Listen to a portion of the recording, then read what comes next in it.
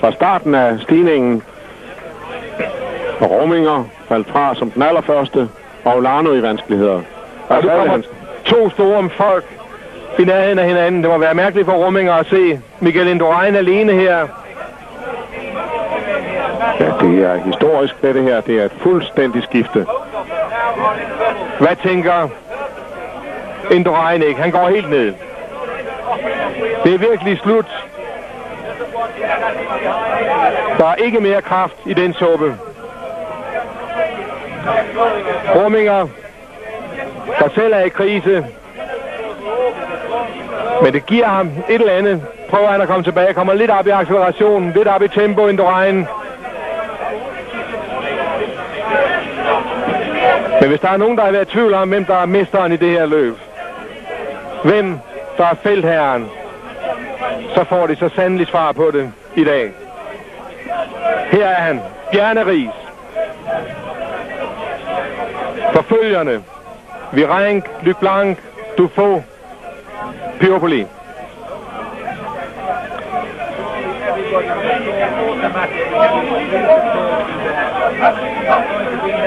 Prøver at holde et malende tempo i håb om Riis går ned.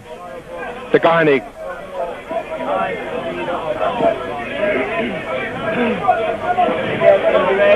Indurain prøver at kæmpe sig tilbage.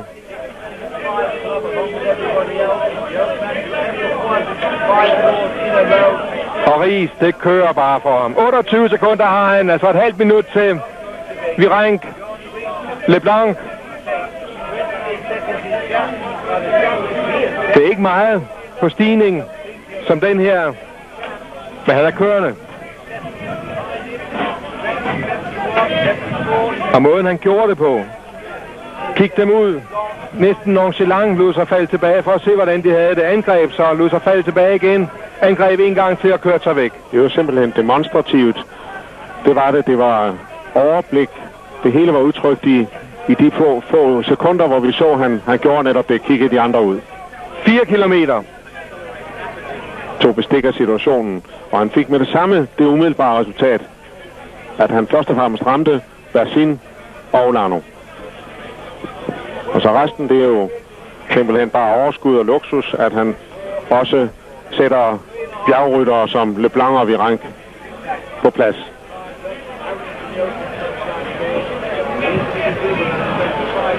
Og her har de 4 kilometer.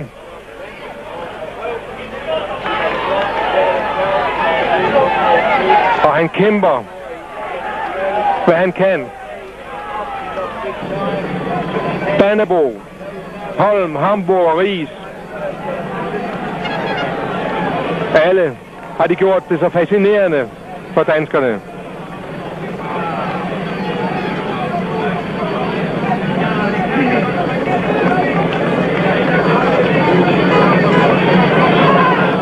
Vi husker, da Riis i sin tid fik bjergtrøjen som den eneste dansker indtil nu.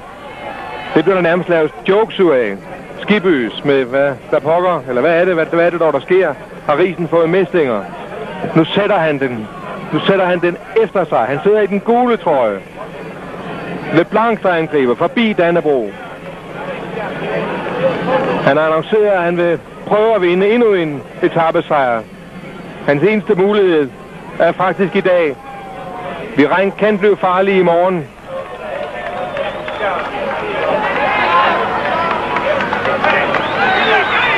Ja, der er hjælpes, der prøver at gives moral til chaufføringer. Dufaux, der har været en god hjælper, sammen med Brochard fra Virenque.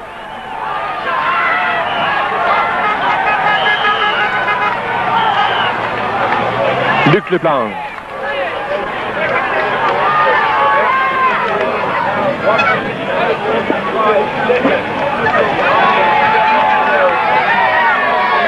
Verdensmesteren fra 94, men her den førende rytter i Tour de France inden for de sidste 3 kilometer.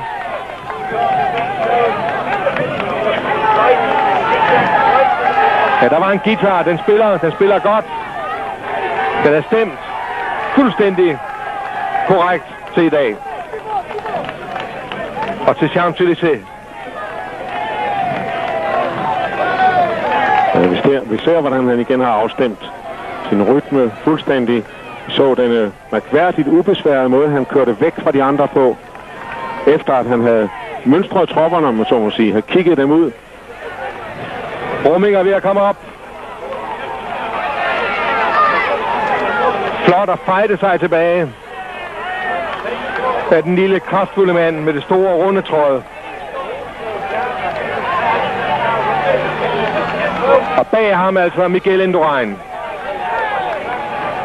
Han kommer op til Lüttenberger, Ugrumov, Bouchard, men her er de direkte forfølgere til Riis.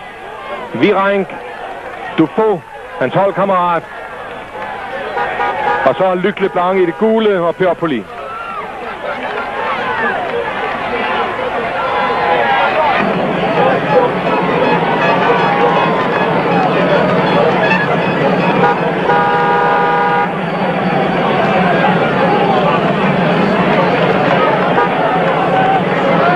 Ja, det er hårde odds, han er op mod Riis. Og Virenk, Leblanc, der blev slået af Sørensen. Må nu se endnu en gang se en dansker foran sig. Selvfølgelig er der et spørgsmål om Luc Leblanc sidder og opsparer en reserve til en af de accelerationer, som han har i sig.